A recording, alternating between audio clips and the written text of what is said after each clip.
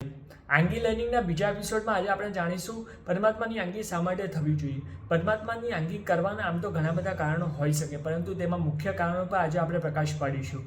સૌથી પહેલું કારણ છે સમ્યક દર્શન નિર્મળ થવું.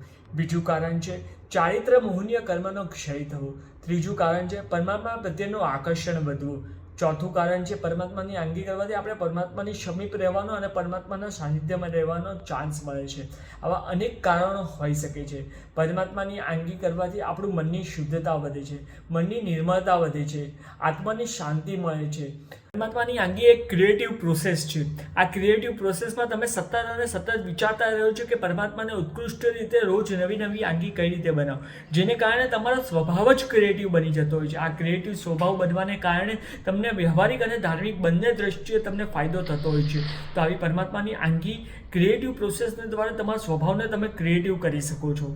જો તમારો સ્વભાવ ક્રોધીલો છે, તમને વિષય ક્રોધ કરવાની આદત છે, જો તમે ડિપ્રેશનથી પીડાઈ રહ્યા છો અને તમે ડિપ્રેશનથી દૂર થવા માંગો છો, જો તમે અપસેટ છો, તો એ તમામ પ્રક્રિયાઓનો જો એક જ માત્ર સોલ્યુશન હોય તો તે છે પરમાત્માની ભક્તિ અને પરમાત્માની આંગી.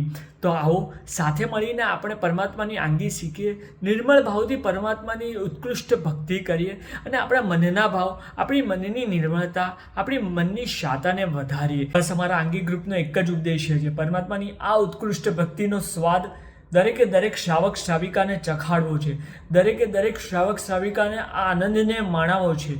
જો તમે પરમાત્માની ભક્તિમાં અમારી સાથે જોડાવા માંગો છો, અથવા તો તમારા ધ્યાનમાં એવું કોઈ વ્યક્તિ છે કે જેને પરમાત્માની ઉત્કૃષ્ટ ભક્તિ કરવામાં ખૂબ જ રસ છે, તો તેના સુધી અમારો આ વિડીયો મોકલી દો. પરમાત્માની ભક્તિ અને પરમાત્માની આંગી જો તમે શીખવા માંગો છો તો અમારા આ સિરીઝ એપિસોડમાં તમે જોડાઈ જાઓ.